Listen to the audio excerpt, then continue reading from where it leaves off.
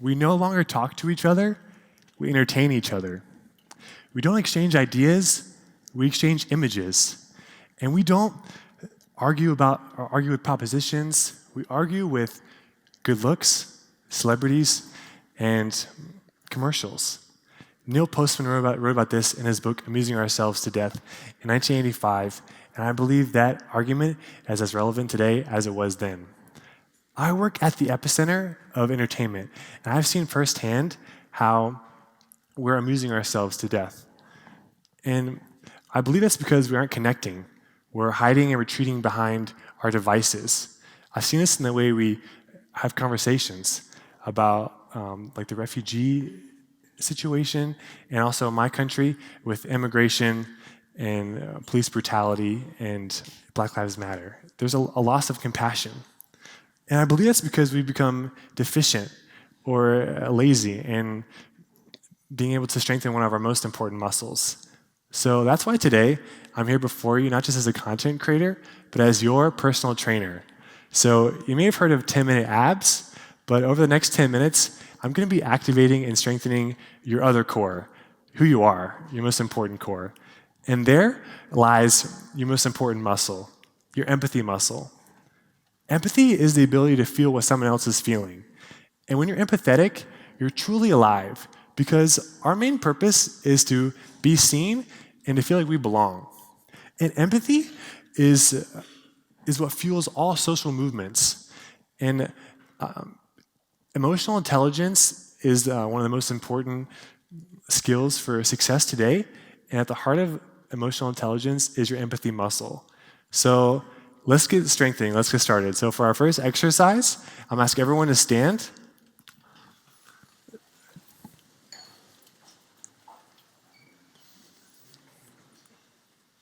So I'm going to say a word, and we're going to spell it together. And then we're going to say that word 10 times. And after we say the word, I'm going to ask you a question. And I need you to shout out the answer to the question. So everyone understand? So the word is silk. It's S-I-L-K. Let's say it together. Silk.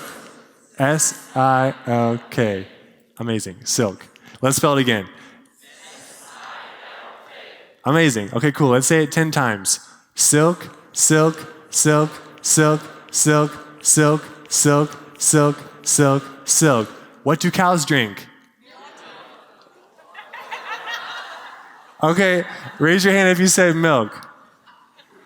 I said it too, don't worry. Amazing. Okay, well, that's an okay, you can sit down. Thank you so much. That's an example of a trigger. Our brain loves triggers because it allows us to reach answers to questions with minimal effort. But triggers can lead us to some harmful consequences, because triggers lead to stereotypes. And if you think about it, we can have triggers that, based on people that are different than us or sound different, can lead us to making harmful decisions. So people in power, a lot of times the reason why they treat people who are socially similar to them better is because their triggers and stereotypes are firing, saying that, oh, that person looks like me, so they must be okay, versus someone who may be in the other group.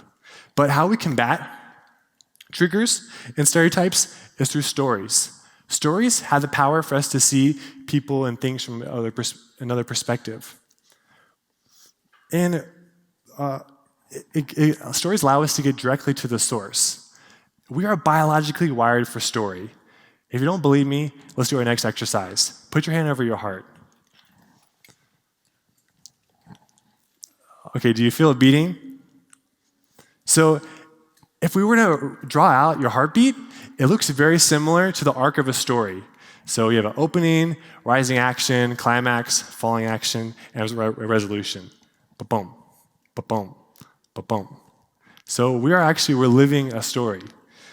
And when you hear someone's story, you're getting to their heart, and you can better understand their situation.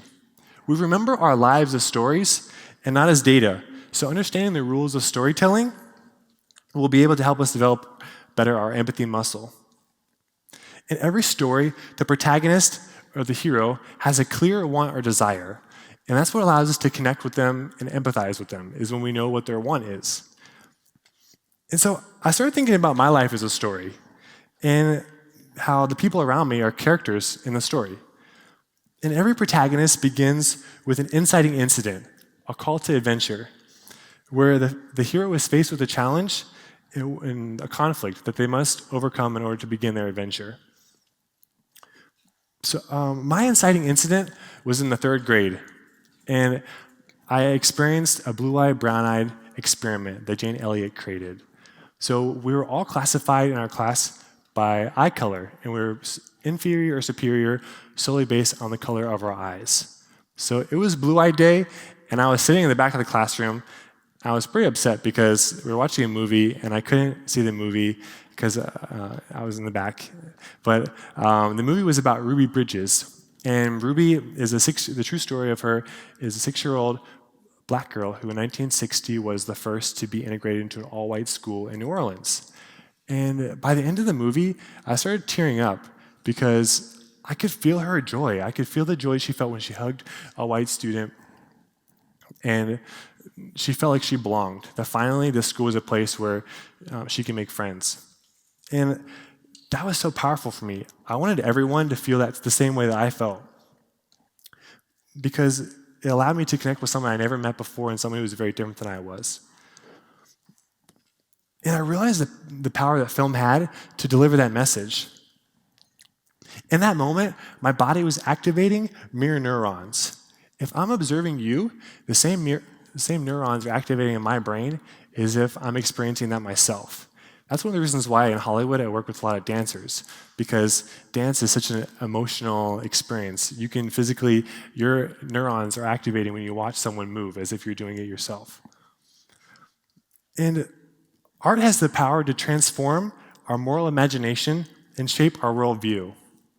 When we make the imaginative effort to step inside the shoes of another person and see things from their perspective, we become less capable of ignoring their suffering. The media we consume is essential to our empathy diet because we imitate what we see. I was riding in the car with my mom home from school, and a song came on the radio. People killing, people dying, children hurt and I hear them crying. Can you practice what you preach? Would you turn the other cheek? Father, Father, Father, help us, send some guidance from above.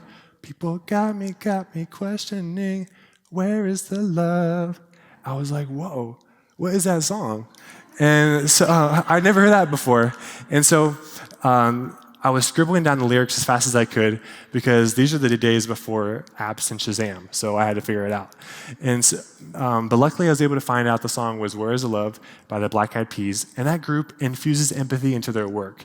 So I knew that I wanted to support them and that I was going to work with them one day.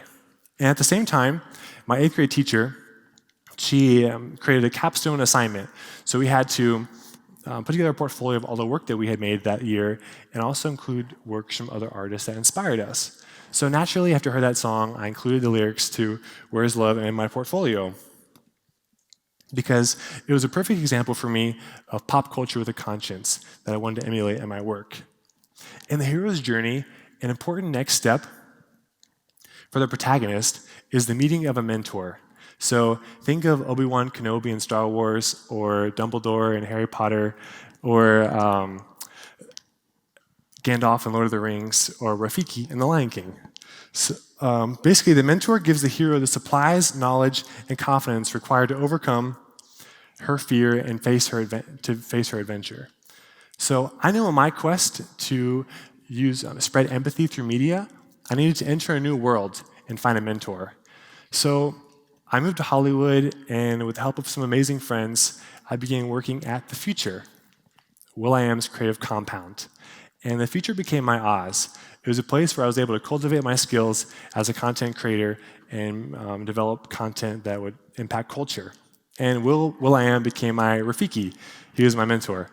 And so we were walking down the hallway one afternoon last July, and he was like, hey, I've been working on a new version of Where's the Love, and I think we need to film a video for it. We need to release it. It's time. And I was like, whoa.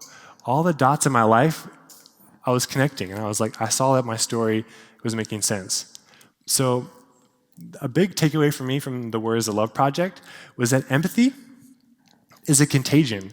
And that originally, when we were in the studio, the song was just the Black Eyed Peas, it was just their own vocals.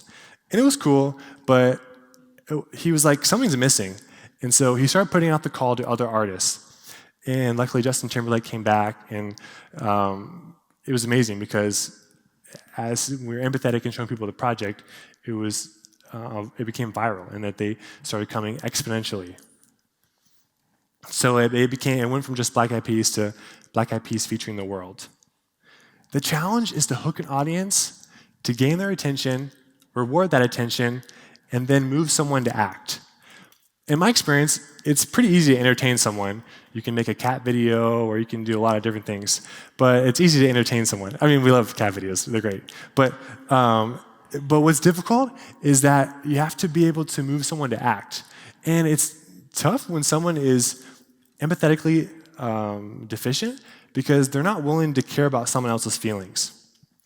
So, if you've heard of the word slacktivism or slacktivist or collectivism, those are terms that describe that behavior. And we have to move beyond just having people like or love something, that it needs to move into real life. Muscles can't grow unless they are strengthened habitually.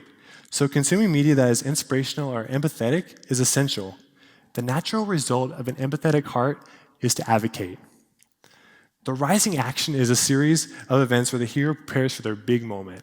So think of like every montage where they're prepping a big fight scene or training, and that's where we are now in our lives. And so now we need to flex. So turn to your neighbor and say, "Are you ready to flex?"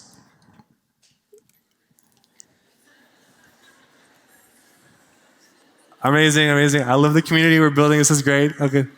So we're going to flex. We're going to flex our empathy muscle.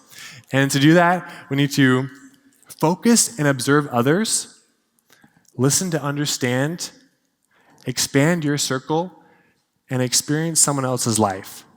So focus and observe others,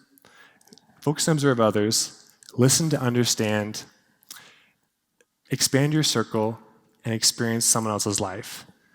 And then with your last finger, I need you to flex your elbow and point back at yourself, because it all begins with you. So if you aren't willing to make the change yourself, that all this work you're doing to build your empathy muscle, it won't matter. So, and trust me, there are days when it's not easy being kind, but it's the same thing when you're going to the gym. When you're doing bicep curls for the first time again, you're going to get a little tense. It's going to feel like you're going to get sore. It's going to hurt. But that means you're alive. And conflict in every story is, every hero needs conflict, because without it, you don't grow. So I've been reading a lot about empathy, and people say that it's draining. When you have someone suffering, it's going to just drain you. But in my opinion, my life is transformed, because when you live a more empathetic life, you become more alive. And trust me, when your heart starts beating more, your story gets more exciting. So if you flex a little every day, think of the transformations that will happen not only in your life, your personal lives, but your organization. Trust me, it's going to change for the better. And let's seek to talk to each other and not just amuse ourselves. And audit your media consumption. Is what you're looking at helping to strengthen your empathy? And the world will come together when we truly see one another. And that begins by flexing a little every day.